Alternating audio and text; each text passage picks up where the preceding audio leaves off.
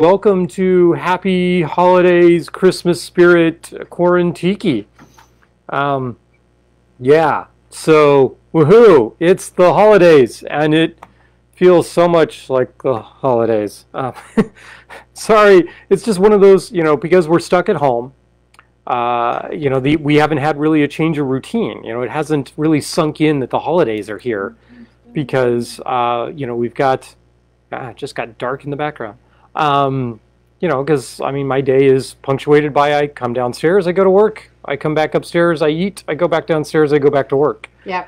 Doesn't really change. It's like, oh, well, but yes, you go out and you spend more time shopping and getting wonderful things. No, I sit on the couch and shop online. So, that's what I've been doing since March. Doesn't feel like Christmas, but we went out and got a Christmas tree. We put up the Christmas tree today. It's listing a little bit. So, yeah. Or actually, it's listing a little bit. So we're going to have to correct that, and it's a good thing we didn't put ornaments on it because we have to correct the list on the tree. But we got a nice tree after searching for like 3 hours to find a good tree. Yeah, we went to like 6, 7. Yeah, something like that. Just Yeah. going all over the place. There's been sort of a run on Christmas trees, and so there's the place which is good. People are staying home and they're getting trees and they're going to have a wonderful home Christmas, and that's good for all of the churches, the charity groups, the people that just their livelihood is Christmas trees. That's a good thing for them. So yay, cheer. The woohoo. place where we have gotten our tree the last few years isn't there. Yep. Sad. Yeah, we really like Concolor firs. They last a really long time. There's a really good amount of water retention. And they have this kind of citrusy pine smell that is different, not like pine sol. Different smell. Yeah. That is really, really pleasant, but we couldn't find a Concolor this year, so we went with a Douglas fir. Douglas fir, right. And it looks like a pretty nice tree. So. And it has this much, like one finger's width. This much. This much. Yeah, between the top of the tree and the ceiling. Yeah. So called that one like just right, except that we're going to have to put a tree topper on it, so I may have to snippy at the top. But we've got a Dana, a Christine, a David, and a Colleen. We need to drink. We need to drink, and here's the deal. Christmas and holiday time is a time for family, and our family is composed of blood relations as well as the chosen family of friends. And one of the absolute favorite things that we ever did was we got married. And we threw a huge party for all of our friends and brought in friends from, all over 30 years of life, both together and separate, and maybe more. Linda was there, and Linda I was in Bluebirds with. Right. So, 40 years, something like that. Yeah. Brought them all together. And one of the things that wound up in our little present sack was some rum from a friend of ours. Who picked up some rum from, I think it's New Hampshire. Yes. From a distillery up in New Hampshire, or a bottler up in New Hampshire. I'm not really sure exactly, but this is a distillery called Tall Ship. Yep. Tall Ship Distillery. And so here is one of our bottles, and we are hoarding this a little bit because, well, we got it as a wedding gift. Mm-hmm. We got this, and we got their spiced rum. So this is the Appledore, and we will be drinking the Appledore this evening. That's our toast. So we'll grab these, already poured. So a toast to family and holidays. Family and holidays, and making drunkenness. New. Oh wait, no, sorry. Making new traditions for, maybe not new traditions, but new holiday stuff. Yeah, not holidays are a little different. I'm not the most articulate individual in the world when it comes to toasts. And it's still going to be holiday. So, for you... Oh, that smells like fruitcake. It does.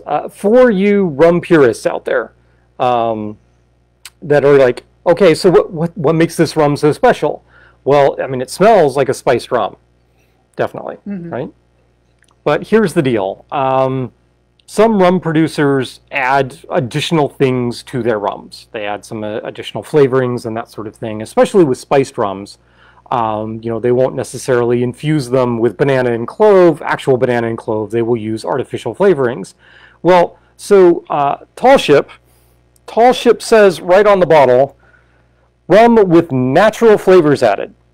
So we have no idea what necessarily that is. It does have picture of maple syrup, cinnamon, and apples on the label. So I'm guessing that those are there. What's in it. Right. So I have no idea whether or not those are natural, artificial, whatever. But this is definitely an infused rum of some sort. It is a flavored rum, bottled at 40%. Which most of your infused rums are actually bottled at lower than 40%. Okay. So your spiced rums are usually lower than that. So like the Foursquare spiced, I think, is 35%. And you know, Boom Boo is 35% or something along those lines. So they're because they're a spiced rum, they don't have to abide by the 40% or more alcohol rule. So, so your spiced rums tend to be a little less potent, a little sweeter, and this is tasty. Yeah. I know I haven't tasted it yet, but I know it's tasty. It's tasty. And the nose is fantastic. The nose is just beautiful. I could smell this for quite a while. Oh, I have to put up incense. And it's not overly sweet like a lot of spiced rums. A lot of spiced rums add a sweet. And you know, this reminds me a lot of. This actually reminds me a lot of apple cider. Some of the winter ciders, like from Woodchuck, that does a winter maple cider. Yeah, this reminds me a lot of that, but rum, which makes me think, you know, a little glass of this and a maple cider chaser would probably be, you know, my equivalent of a beer and a shot. Yeah. You know, so you know, when people, you know, annoy me by saying, "Oh, dude, come on, let's just go for a beer and a shot," because I don't drink beer. I find it disgusting. But you know, a cider and a shot of a good flavored rum. Now we're talking. Yeah. So what are we going to do tonight?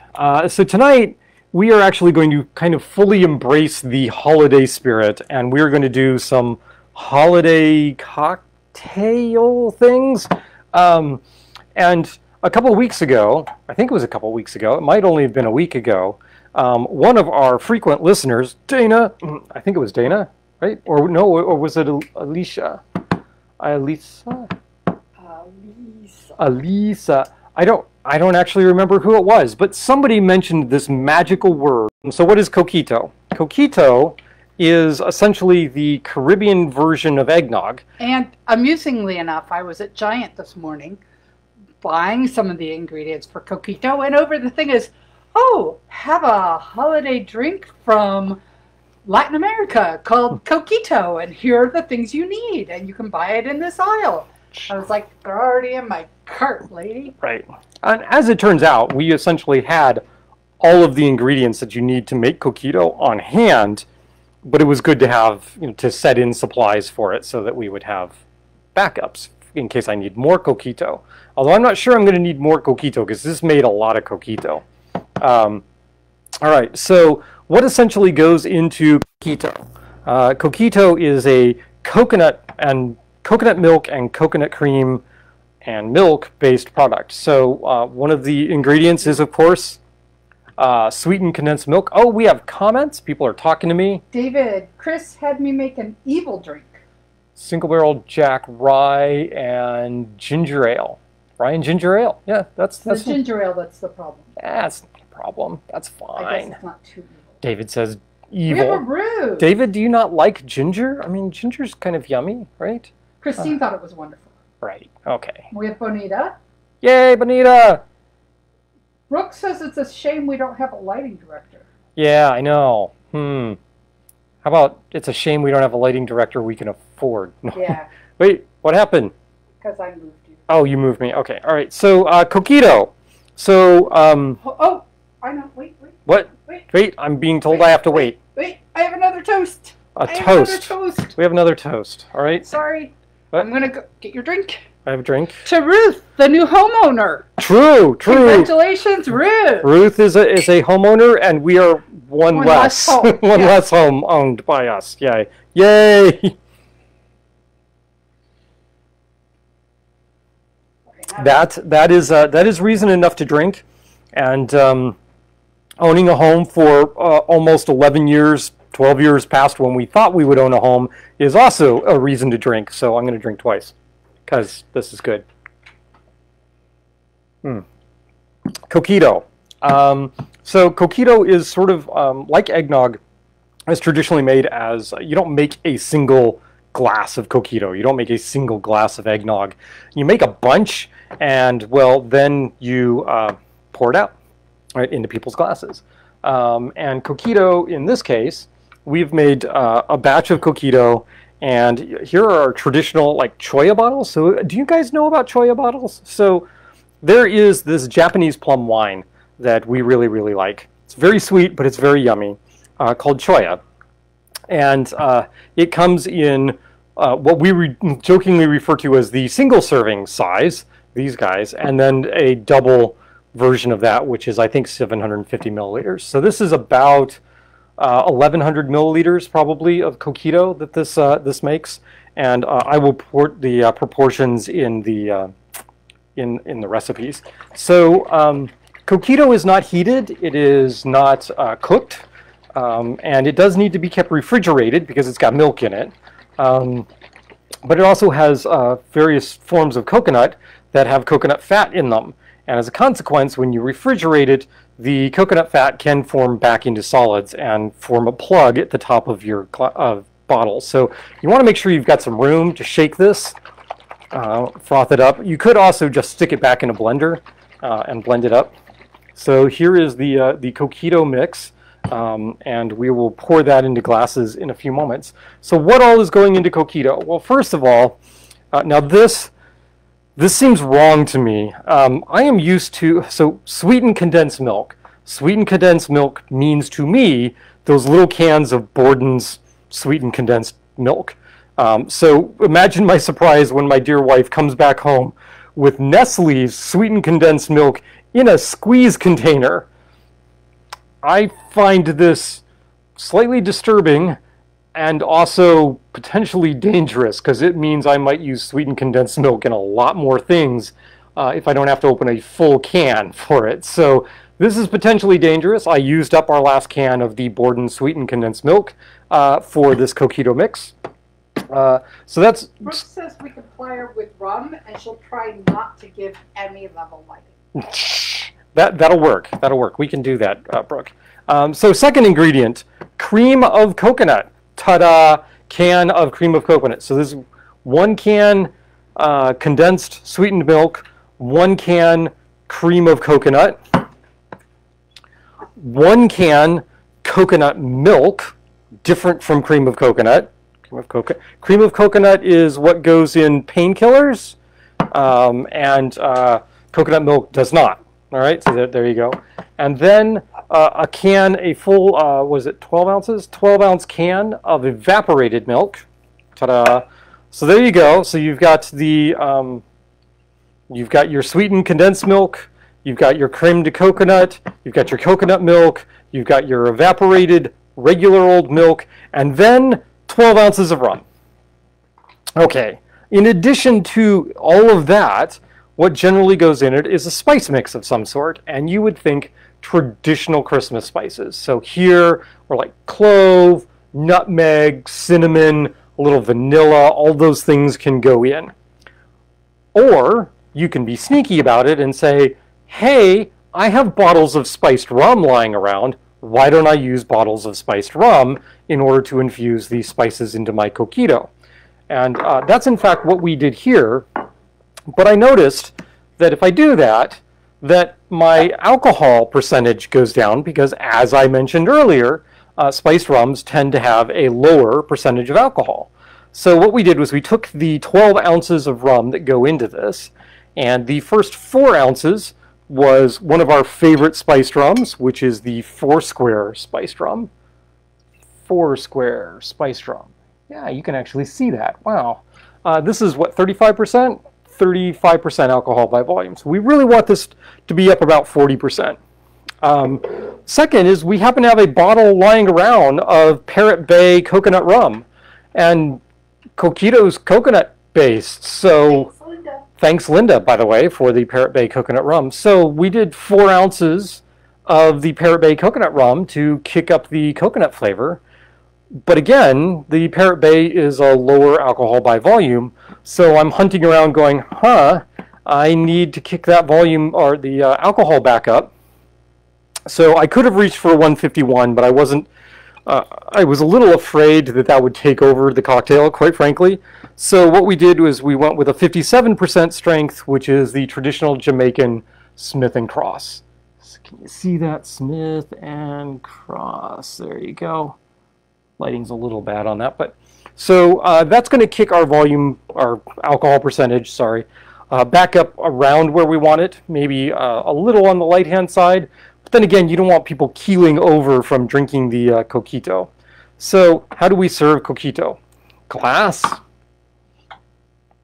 And it is traditional, of course, to have a cinnamon stick. If you want to get fancy, one of the recipes I looked at online actually suggests doing rimming the glass with shredded coconut, which I think is a fine idea if you happen to like shredded coconut, but also runs into the every time you're going to take a drink, you're going to get little strands of coconut, which may be less appealing to some people. I'm also not really sure the best way to stick the shredded coconut to the glass. Maybe just run some Coquito around the outside of the glass and then put the glass in the shredded coconut. I do have a bag of shredded coconut, but we're not going to do that this evening because I don't feel like it. So we are just going to do the cinnamon stick. Pop this open. And the Coquito should be roughly the same consistency that you would expect from eggnog. So here we go. And that looks about right. That's thick and creamy and kind of eggnoggy. Look, there's a drink. I'm back. Big shock. Would you do me a favor? Uh-huh. Would you take the Coquito and put it back in the refrigerator back there before you get your drink? She has to work for her drinks tonight, so that's how we're going to do this. So, cheerio. Here is the coconut-based Coquito.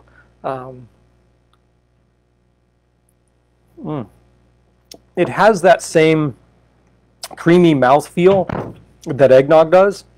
This one's yours.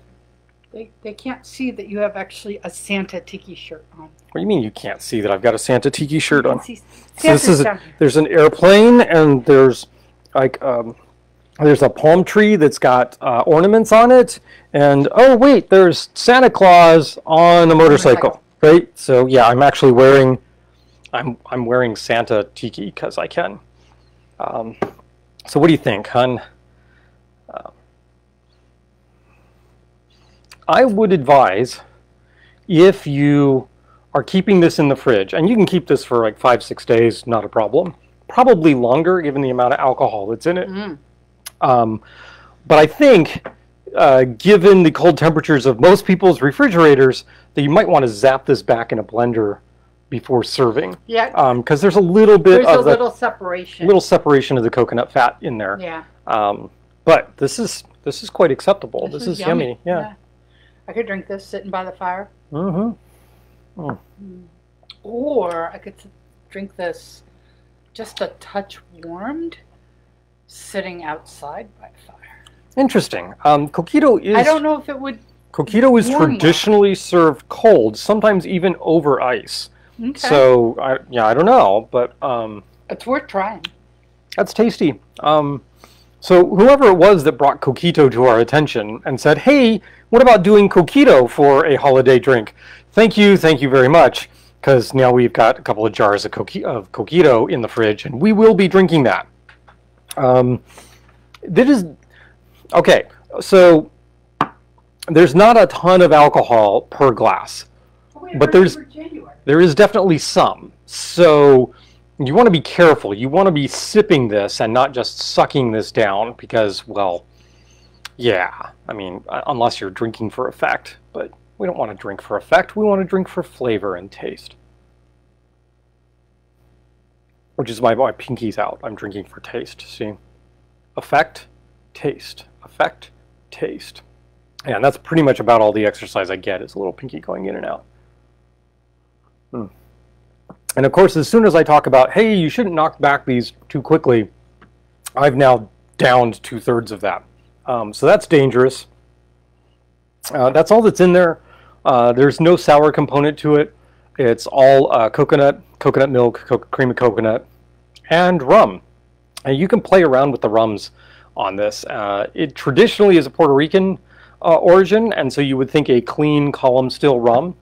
But I kind of like the addition of the Jamaican funk from the Smith & Cross, and certainly the spiced rum is a brilliant way to go to just avoid having to do all the infusion of the spices. Now, the spices being in the Coquito will, of course, cause the Coquito to change over time. So, you know, if you want to see a drink evolve, now that could be a fun thing to do there. All right, so that is drink number one. That is easy to do. All of those. Oh, how do I make it? All of those ingredients go in a blender. Oh, we're getting curls. Exercising. Exercising. Oh yeah, this. All of the ingredients go in a blender, and you turn on the blender and you blend it until it is smooth and frothy. What could be easier than that? I will advise that you do want to check the volume of Coquito that you are making and make sure that it all fits into your blender. For those of you that have a Vitamix, not so much. For me, my little Waring here that has 40 ounces max, I could get everything in here except the rum. So I had to do it in 2 batches, but you know, that's neither here nor there. It all worked out. Combined the 2 when I was done. So it's all good. Do it in batches if you have to. So there you go. Coquito. Gonna drink some more of this. All right, so what is next on the list? Well, traditionally... Oh, Dave noticed the Tiki cat's gone. Oh, yes. So the Tiki cat that was up here is now gone. It fell, and we haven't put it up back yet. So it'll go up, or something else will go up. We had a pirate flag up there for quite a while, and that might come back around and be up there at some point. I don't know. We'll find something to put up there on the door. Holiday time, winter cold, you want warm drink. Star was mentioning, oh, maybe doing Coquito warm would be a good thing. Well, you could do that. You could do warm Coquito, or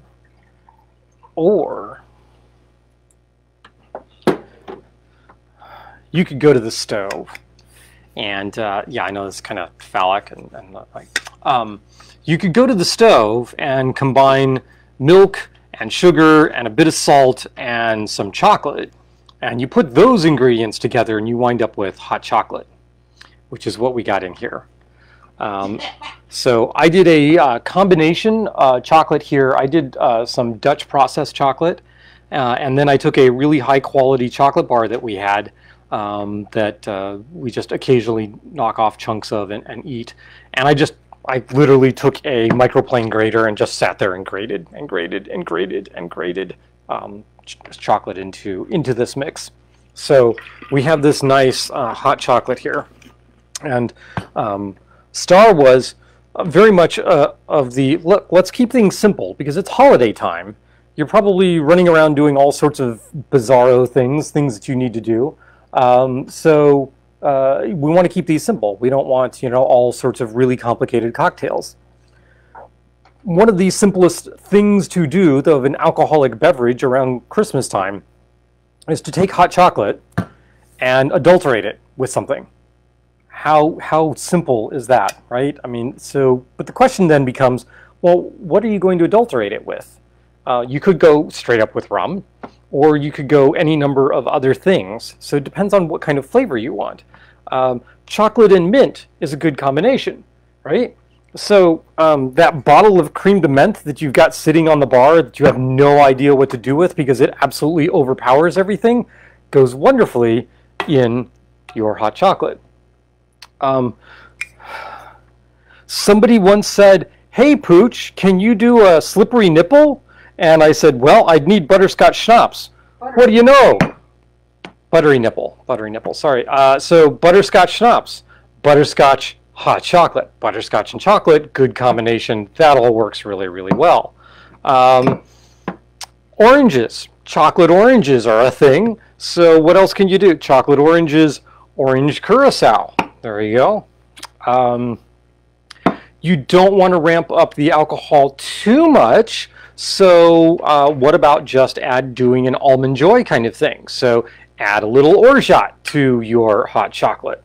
There you go. So hot chocolate, orgeat. Orgeat has so little alcohol in it generally that you could use, basically you could make a virginal hot chocolate for the kids where you're doing an addition of some adult thing to it, i.e. the orgeat, to make them feel right at home.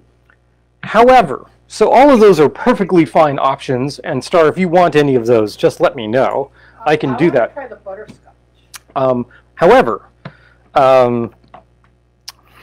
when I think Christmas spices and alcohol, I cannot get away from allspice dram. Allspice dram, listen to the ingredients on the Cotton and Reed allspice dram.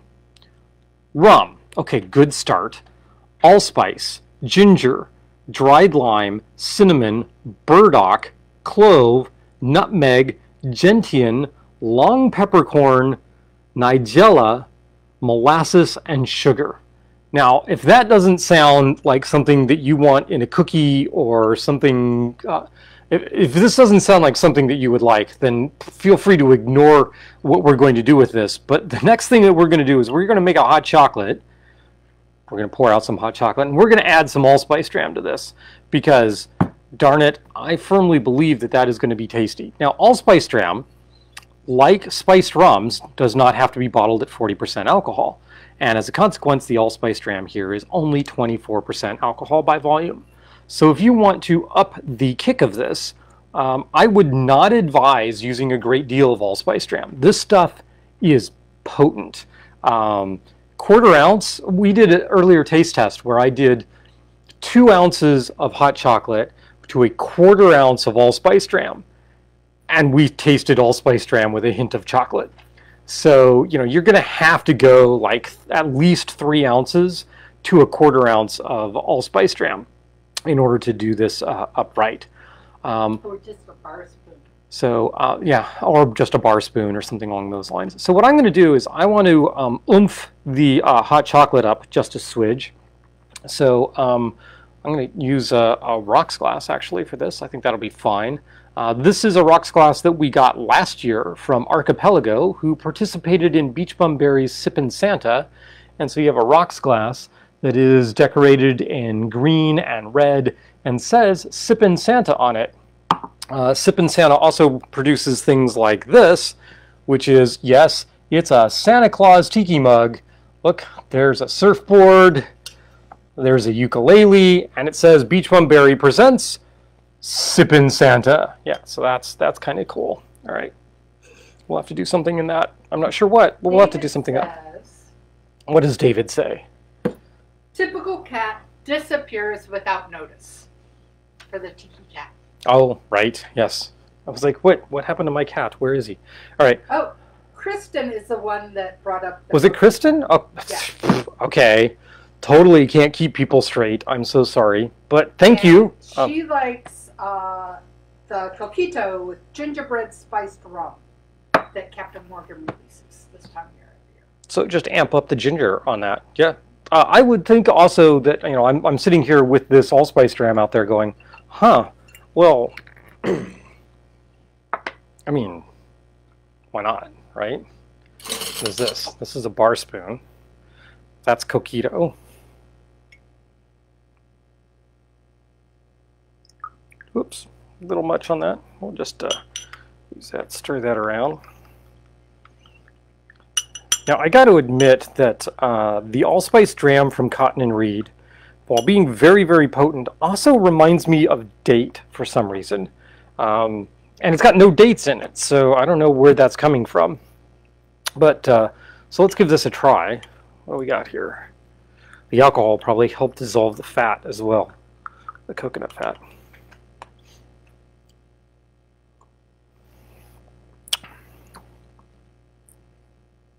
That really changes the drink.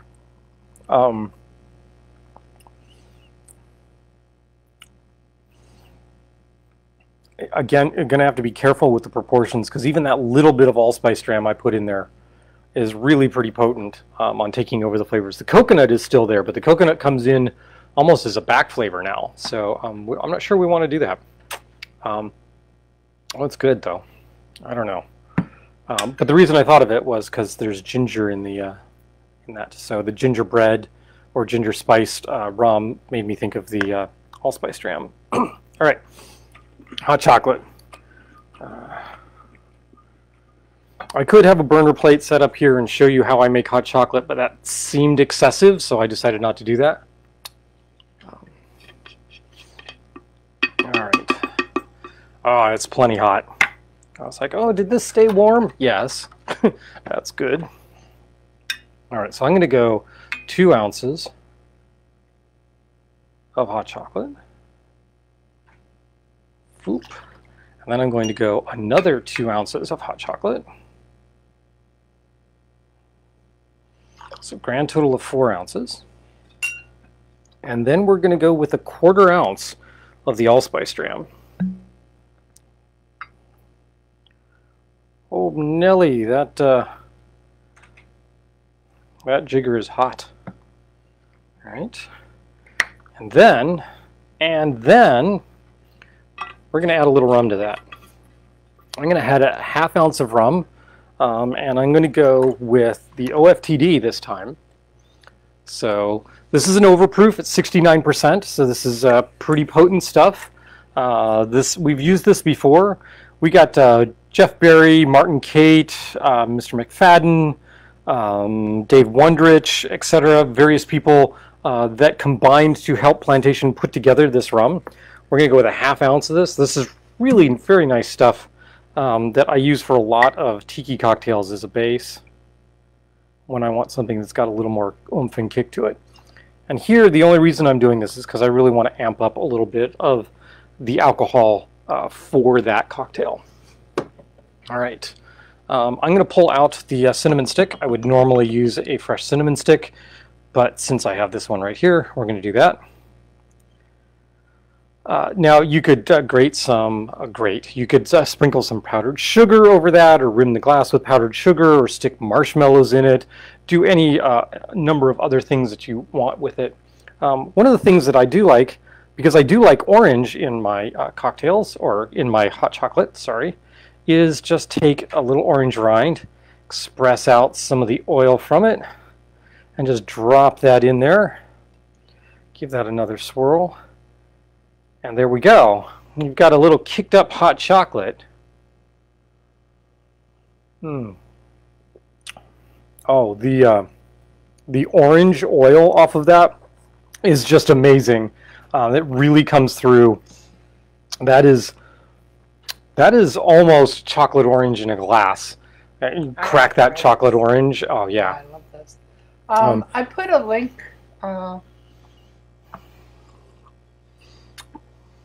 Oh, that's good. Yes. You're taking that, aren't you? Yeah, I am. All right, so I'm going to grab another drink out of this before it goes away. I took this is really yummy. It really is. And there's, like I said, there's a 1/2 ounce of the rum in there, and there's just a 1/4 ounce of the allspice dram. So even still, this is not particularly heavily alcoholic, given that there's 4 ounces of the hot chocolate.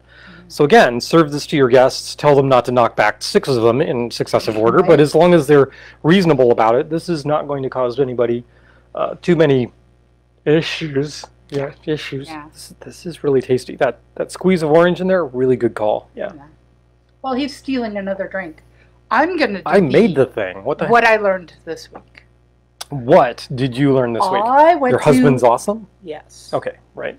I went to 2 webinars from New York Cocktail Expo, which I put the link in the comments. Yeah, I couldn't go. You couldn't go because they're like during the day at 2 o'clock. Well, didn't you do one while I was doing the D&D game? Oh, I did. I did one Friday night. So Shannon Mustafar did one on her drinks. There's a guy that did one on immersion circulator in cocktails.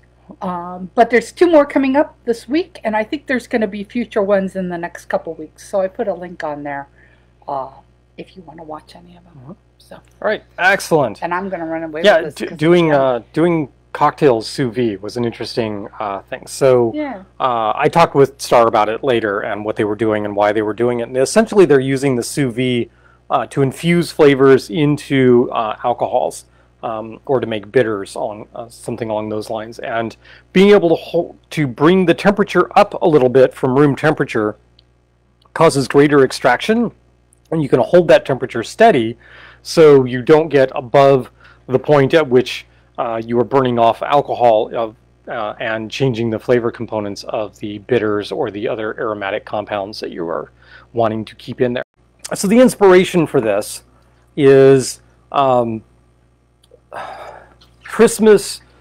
traditional Christmas colors are red and green, right? That kind of vibrant, like mint green, like wintergreen, sort of just like, oh my God, green. Not like Cthulhu green, but like really bright, vibrant green. So I'm like, what color is that in the alcohol world? And that's creme de menthe. Creme de menthe gives you that green color. Absinthe doesn't get you that green color. Creme de menthe does. So I'm like, oh, well, okay. So what cocktails use creme de menthe that are sort of traditional holiday-ish kind of cocktails? And if you look at a bottle of creme de menthe, I will almost guarantee you that the back of that bottle will have a recipe for a cocktail. And the recipe for that cocktail will be for a grasshopper. So we have 1 part creme de menthe, 1 part creme de coco, and 1 part light cream. Chill and serve in a martini glass. Interestingly enough, it does not say how to mix those ingredients, and it does not say how much a part should be. So, you know, a 1 gallon creme de menthe, 1 gallon creme de coco, and a gallon of light cream, that's going to be one heck of a large martini glass that you're putting that in. I also, you know, I'm not so sure about putting it in a martini glass. I really like grasshoppers in coupes. But that got me thinking. Traditionally, I have, in fact, seen grasshoppers served at holiday parties just because of that color, because they're gorgeous. But what if we swapped out the creme de menthe for other things? Could you do variations on a grasshopper that don't have the creme de menthe in them and aren't that green? This would also give you a chance to clear some of these liqueurs from your bar. So what flavors? We're going to go with the creme de cacao base. And so you got light cream.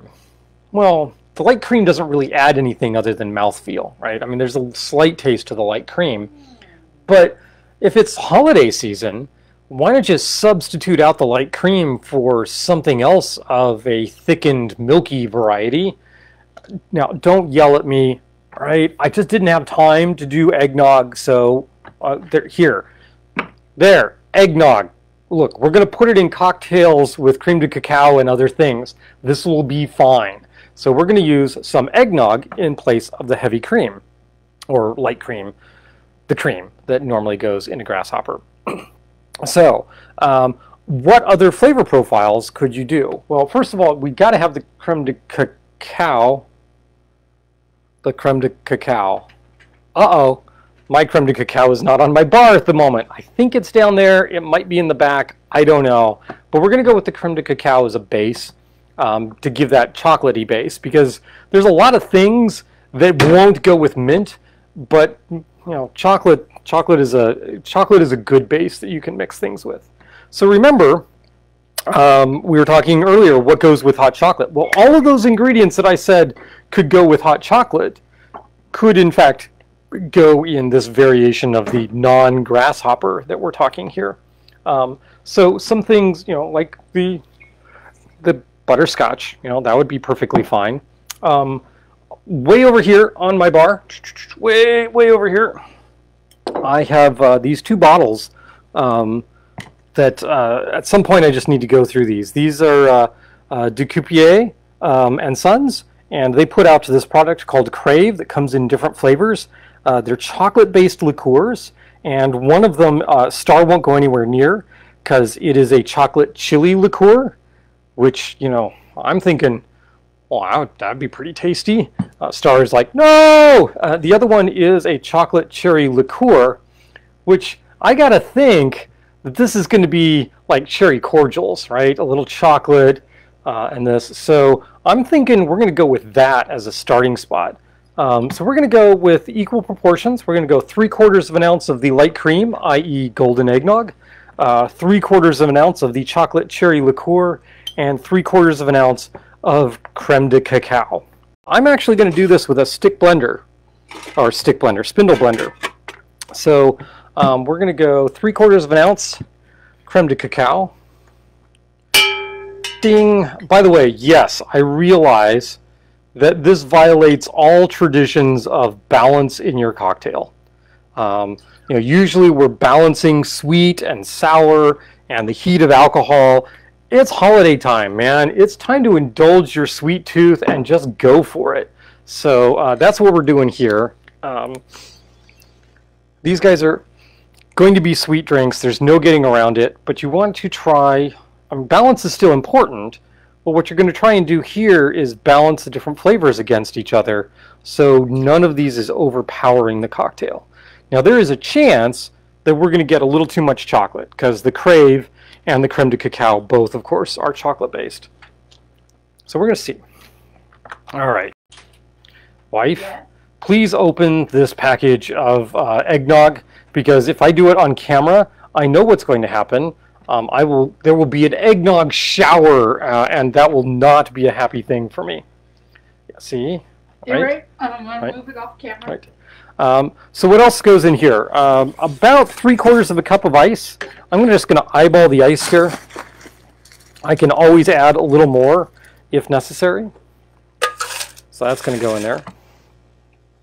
You got it? Yep. Yay! So we're going to go 3/4 of an ounce of eggnog.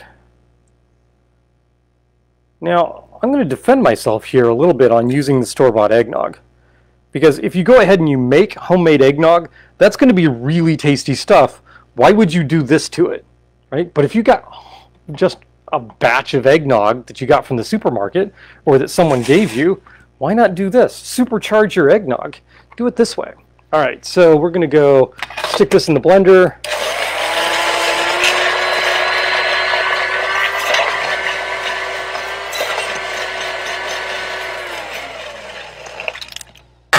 Check that consistency. Now this is completely disgusting looking because it's brown and sludgy, but you know, we do what we can. All right. So generally, I have seen the blended version of this where it's just dumped into a glass, but that's usually when you're using a full-on blender and you're dissolving all of the ice in the cocktail. I'm not doing that, so what I'm going to do is grab one of these, and I am going to strain into that cocktail glass. I'll see, that's not so bad, except that that's falling out. Wow, that is not working. Wow, my manual dexterity is impaired. Huh, I wonder what's up with that. Coquito. All right, so there we have a holiday cocktail. Now you would probably want to garnish that with like some little cloves or something along those lines, because I think that would be nice. Maybe just drop a cherry in here, because right, this is supposed to be the cherry cordial one. We'll see. Oh, nope.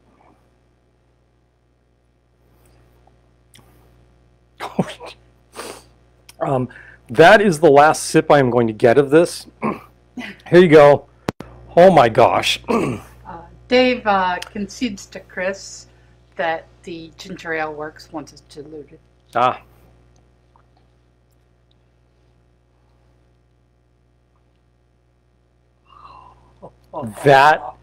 That is a cherry cordial, is it not? That is your chocolate covered cherry cordial. That is, yeah. It is. I'm going to have to make those for my mother, who loves the cherry cordials at Christmas time. Those are absolute favorite candy. So yeah, we're going to have to make those totally for her. She's going to love that. Yeah, my mom is going to drink this by the gallon, I think. So we're going to have to stock up on some Crave for the next time she comes down, because yeah, that's going to be a thing. All right, but I want to do other variations of this, right? Well, I have a favorite liqueur here that is really hyper sweet, but I really love it, and I love it as an addition to things. So we're going to try that. So what is that? So we're going to do this the exact same proportions. So we're going to go 3/4 of an ounce of our store-bought eggnog. We're going to go 3/4 of an ounce of creme de cacao. 3/4 of an ounce of New Orleans' own Evangeline praline liqueur. If you like pralines, this is a liqueur for you. Although, oh my gosh, is this stuff sweet. And you probably want to, before you actually close the bottle on these guys, just a tip, run a wet paper towel around it. Otherwise, it's got so much sugar in it, it will dry and it will keep the top from coming off, which is why it's got a screw top and not a cork, because you'd never get the cork out of this thing. It would just anchor itself. So there we go. We're going 3/4 of an ounce of that. I gotta tell you, this is gonna be yummy. I know it's gonna be yummy. That's so good. All right, again, 3/4 of an ounce, or 3/4 of a cup, sorry, of ice. And here we're using crushed ice because we're throwing this in a blender and want it to disintegrate. You could chunk a couple of bigger cubes in there, just as sort of agitators, if you wanted. By the way, I would like to let you all know that I am in fact working on my cocktail knowledge. There is a famous movie that cocktail enthusiasts everywhere swear by that you absolutely, positively have to see, and I've never seen it. There's a cocktail style of cocktail glassware that comes from that movie. And again, I haven't seen it yet. It is currently on the DVR, so we will at some point be watching. Yes, indeed. I'm sorry to say I've not yet seen it. The Thin Man. And the Nick and Nora glass is the glass that comes from that movie. Named after the detective team, Nick and Nora, that solve the crime in the movie, or so I am told. Okay, now this, David, would probably benefit from a little nutmeg on it, but I'm going to take a sip first and see what this tastes like. Wow, interestingly enough, I'm not getting a much nose off of it. I think that's the eggnog that's tamping down the nose.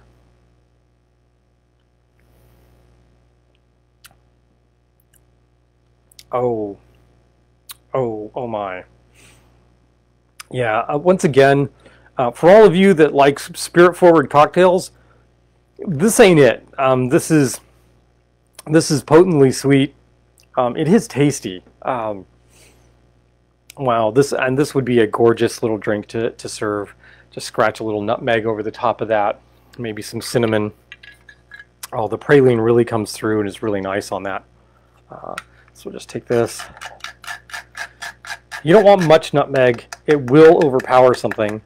Other trick with nutmeg, if you are doing any baking with nutmeg, I really prefer to put the nutmeg, do the nutmeg, say, over the top of cookies after they've come out of the oven. Nutmeg gets a really acrid, burnt flavor to it under high heat. So just be careful with nutmeg and doing things that are warm. All right, so we're going to try this again. Now all I smell is the nutmeg, so that may be a little too much nutmeg. It might have overpowered it.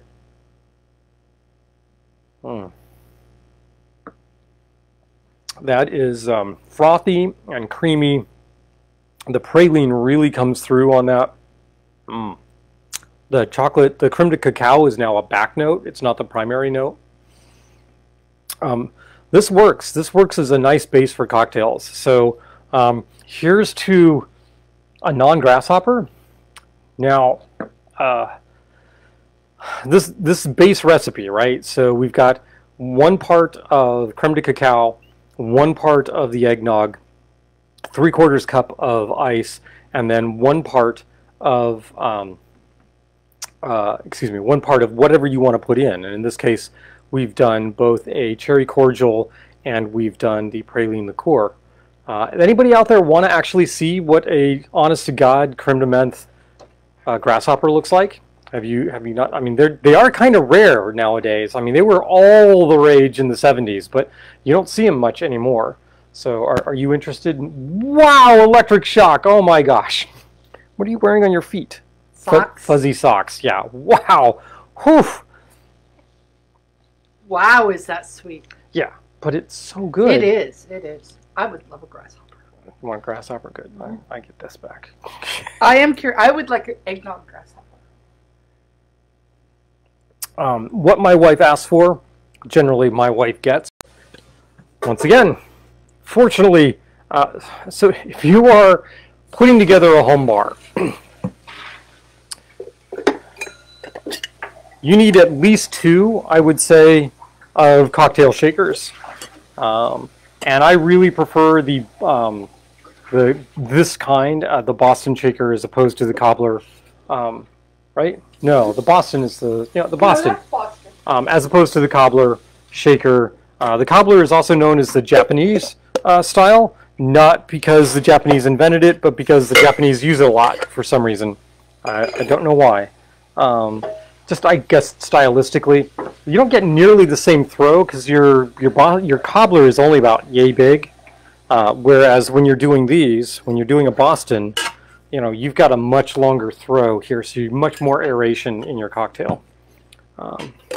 Anywho, so you want at least 2 of those, and if you are going to outfit your bar with a spindle blender, you will want at least 2 of these guys. So your spindle blender will come with 1. Look for these on Goodwill.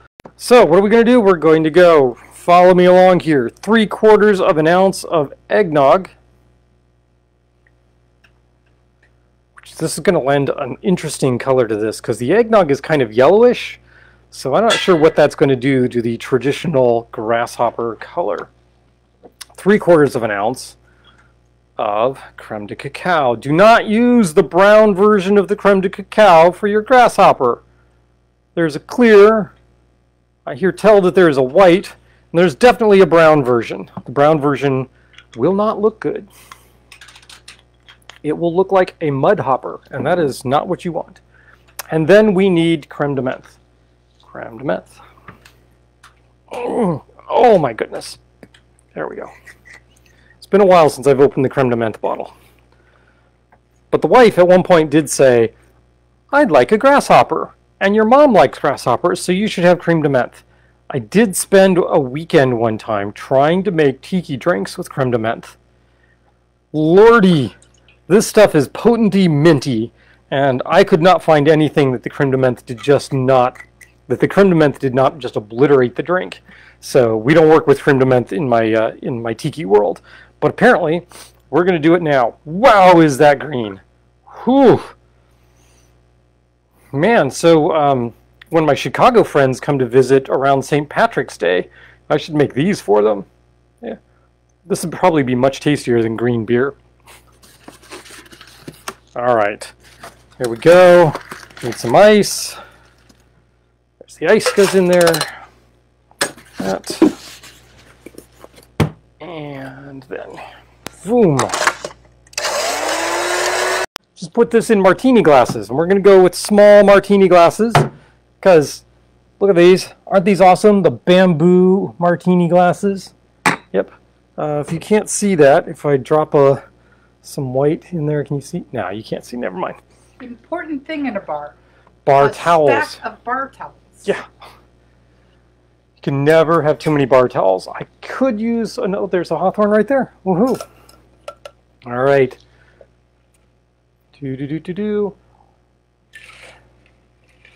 Yeah, so clearly the yellowish color of the eggnog did not harm at all the vibrant green that is the creme de menthe. I told you this stuff was potent. Oh my gosh, it is potent, vibrant color. Put a piece of white behind that so that they can... Piece of white behind it. Oh yeah, I can do that, couldn't I? So it's showing up against the green of your shirt. Oh, is it? How about that, right? That's green. It looks brown, but it's green. You want to take one of those up closer? Yeah. I'll hold this up so that there's a white backdrop for it. You just stick that in front of, right? do, bring it down a little bit. There you go. That is some green stuff. Wow. All right. Yeah. Totally takes you back to the 1970s. It does. Studio 54. So this is, to me, this is the 70s in a glass. No, this is, there was a restaurant, an Italian restaurant in River Key, or City Market in Kansas City in the 70s. I don't remember what it was called. Wow. Mm. But there's pictures of me and Grandma and her BFF June and my Aunt Duty. And we would go there all the time. She said Duty. I did. And I'm 12, right? Okay. Grasshoppers and gold Cadillacs were the drinks of that table. And it was... Gold Cadillac. Grasshopper made with Galliano, basically. Yeah, it was ladies who lunch. Ladies who lunch. Wow. At the Italian restaurant with very, very creamy sweet drinks. So, not that I would ever condone this activity, but one of the advantages of a Grasshopper cocktail is that you can walk up to anybody on the street after drinking 4 or 5 of these and breathe on them, and they will just think you have been mainlining Tic Tacs. They will not be thinking that you have had 6 alcoholic beverages. Now, you're not getting a ton of alcohol with these guys, right? It's because the creme de menthe is what? I know it's got to say on here somewhere. Not much in terms of alcoholic content. It's 30%, so it's 60 proof. The creme de cacao is 15%, right? 30 proof, right? So you don't have a whole lot of alcohol in here, but your breath will smell minty fresh, and you've been drinking cocktails all night long. So there you go. This is yeah, for my taste, I would have to cut this back. I would go maybe half the creme de menthe that was in here. Wow, that is potently minty. Oof. One of the favorite cocktails of both my wife and my mother. So, you know, what can I say? I gotta always have a bottle of creme de menthe on hand. One of my favorites. I'm not sure. A lot of memories. Not at all sure that I would do, you know, so I'm very glad that when I chose to do the variations on the Grasshopper, that what I swapped out was the creme de menthe for other things and used the creme de cacao as the base. Because if I had swapped out the creme de cacao and tried to make things work with the creme de menthe, creme de menthe and praline, yeah, that would have been awful, awful. How do I know? Look, just trust me on this. That would have not been a good flavor combination. All right, so there we go. We've got a Coquito. We've got a spicy in terms of like not hot spice, but a spiced up hot chocolate with a variety of different other cocktail liqueurs put into it. We created the cordial, the cherry cordial, which is based off a Grasshopper. We did the praline Grasshopper, and we did a Grasshopper. So there you go. I mean, the base ingredient for the Grasshopper, just swapping out that creme de menthe, will keep you going for quite a while for making Christmas cocktails. I mean, look at this. So you've got the white here of the praline and the green. If I could come up with something red, you know, we might be in business here. I don't know. Ooh. Grenadine? I don't know. I'm thinking things like Slow Gin's red. Southern Comfort's kind of reddish in color. I don't want to do Grenadine because Grenadine is just more sweet. But we could easily do a Christmas lineup here of red, white, and green and be ready to go, ready to rock on that. I probably could just do it with some bitters. We'll give it a reddish tinge. I mean, if I take, if I go over here and grab my bottle of Angostura and I just do a drop or two in there, this is going to completely change. No, not the berry. berries and eggnog, not a good combination generally in my mind. Oh, the pomegranate. That would be pomegranate and chocolate. I've had chocolate-covered pomegranate seeds. Those are pretty tasty. Yeah. Although, wait a second.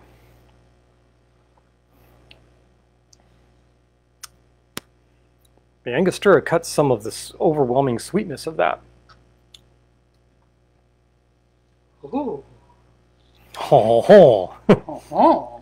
better to be lucky than good, right? There you go. All right. So you wanted me to try the Palma? Yeah. Okay, I'm a little afraid that the Palma and the eggnog is just not going to be workable here. We're going to go 3/4 of an ounce eggnog. Kristen's taking online class from Bar Smarts. I've heard of Bar Smarts. I don't remember how I've heard of Bar Smarts. Put the creme de cacao in first. Okay. And hope that that will cut down on the probability that the Palma will cause it to congeal or to, to precipitate out. That would be bad. Pomegranate. I've already taken the lid off. Wow. Okay, Coquito, I blame you. It's going to be my new catchphrase for Christmas. Coquito, I blame you. Yeah, so the Palma is not a bright, vibrant red, so we will see what this does. It could just come out looking coppery. It could. Which, you know, might be okay. I don't know. Or it could just look brown. You guys enjoying this? I mean, I'm just playing around here and seeing what we can do for the Christmas holidays. You know, I kind of figure everybody's going to have some eggnog on hand, and what are you going to do with the eggnog? You can just spike it, but that just kind of gets boring after a while. So here, we're making cocktails using the eggnog and adding that extra thickness to it. What do we got here? We got homemade Grenadine, which has got Palma in it, not the plum. Oh, we could do that. Jack Rudy's deep red. Is that too red? I think that's too red. Okay. So we're going to do the home Grenadine because the plum is just purple. All right. I'm just adding this for color, so I don't actually have an idea of what the measurement should be for this. So we're going to go with a bar spoon. And especially if you're doing holidays, don't be afraid to use food coloring in your drinks. It's valid. I think. All right. The purest thing. Nope, we're still brown. All right. Oh. Whoa. That's an interesting flavor. Oh, we need Hanukkah blue and white drinks. Oh, well, sure. Why not use blue curacao? That'll work. Brooke says eggnog white Russian. We have a ton. We have a freaking metric ton of Kahlua. Yeah, this is totally not turning out red. Total fail on the red. Christine says that Quarantiki has led her to spend a lot of money. That's good. You are supporting our economy and the recovery of our economy. That's you know, intentional. That's interesting. I think that's too sweet. I don't know what I think of this one. The pomegranate sort of overpowers the chocolate. So one of the other things that I had thought of doing for this evening was just taking the golden eggnog and going, look, what do people spike eggnog with? Well, you can spike eggnog with allspice dram, or you can spike eggnog with rum, or you can spike eggnog with bourbon or rye. I should have pulled the hibiscus syrup. Or any of those other things. Yeah, this is the hibiscus syrup. That is, oh my God, is that red? And blue would be blue curacao. Right. So if I did this, we just go toss that back in. We're going to make this even sweeter. It's red-ish, which leads me to believe if maybe we didn't do the pomegranate liqueur, we did something else that was clear with a little dash of the hibiscus, that we would get there. This is kind of pinkish. We are struggling a little bit against the eggnog, which has that yellowish-brown color, and the yellowish-brown color is going to muddy everything. But it's a little red. I'm not sure if you can tell. It's reddish. A little bit. A little bit. Yeah.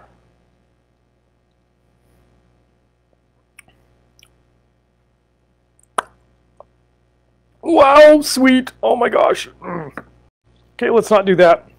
Let's find something else to make that's red. But we're not going to do that tonight. Well, what I was saying is one of the things you could do, if you've got a relatively well-stocked bar, is just pull, and you don't have to pull expensive stuff off the rack. Just pull, you know, a cheap bourbon, you know, just straight up bourbon, you know, a whiskey, like, you know, just pull a bottle of Jack Daniels or Beams or something like that. So maybe some rye, a cheap rum that's got some flavor to it, and just line up a couple of glasses of eggnog and spike them, and find out what you like best, because, you know, why not? If you've got the alcohol, you got the eggnog, find out how you like to spike your eggnog and go that way. And there's nothing to say that you have to spike your eggnog. Obviously, you can drink eggnog just straight. I do it all the time during the holidays. I don't always have alcohol in my glasses. I know, it seems odd, it seems surprising. But I'm not actually a total lush. So I think that's what we're going to do this evening, is just, I think we're going to call it here. We've done Coquito. We've done a variety of different things using eggnog in place of light cream based off of a Grasshopper. And we've shown you that you can spike hot chocolate and come up with yummy things. So there you go. Have fun with your holidays. Have some spiked, yummy, creamy yumminess. And maybe next week I'll actually do something that's blue and white for Hanukkah, because that actually sounds like it would be fun. And Star, come over here and finish the remainder of this Grasshopper, because, oh my god, is that way too minty for me? Yay, the Grasshopper is going away. Cheers. Cheers.